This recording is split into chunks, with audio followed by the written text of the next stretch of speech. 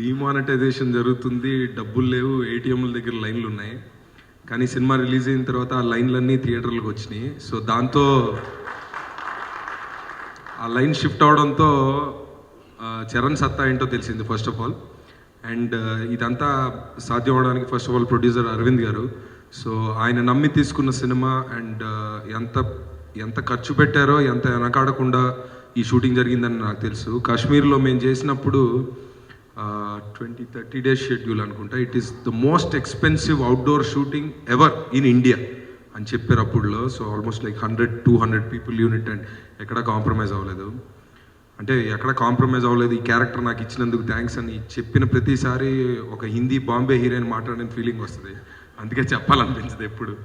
But ఈ cinema అంటే నేను చేయకముందు, అంటే నేను కన్ఫర్మ్ కాకముందు కొంచెం ఒక 1-2 మంత్స్ నాకు వేరే షూటింగ్ ఉంటే ఒక 20 డేస్ అలాగా మొత్తం షెడ్యూల్ షిఫ్ట్ చేశారండి నా గురించి.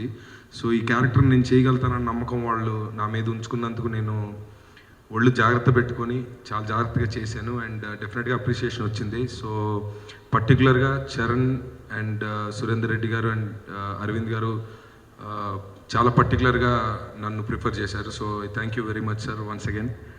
అండ్ లాస్ట్ టైమే చెప్పాను, చరణ్ ఒక బ్రదర్ లాగా, ఒక మంచి ఫ్రెండ్ లాగా ఫామ్ అయ్యాడు ఇప్పుడు. అండ్ అరవింద్ గారు నేను లంచ్ టైంలో చాలా డిస్కషన్స్ పెట్టుకున్నాం. అందులో ఒక కాంప్లిమెంట్ కూడా ఇచ్చారు నాకు. దాని తర్వాత కాన్ఫిడెన్స్ పెరిగింది లైఫ్లో. సో నేనున్న సిచ్యువేషన్లో ఈ సినిమా నాకేం చేసింది అనేది నాకు తెలుసు.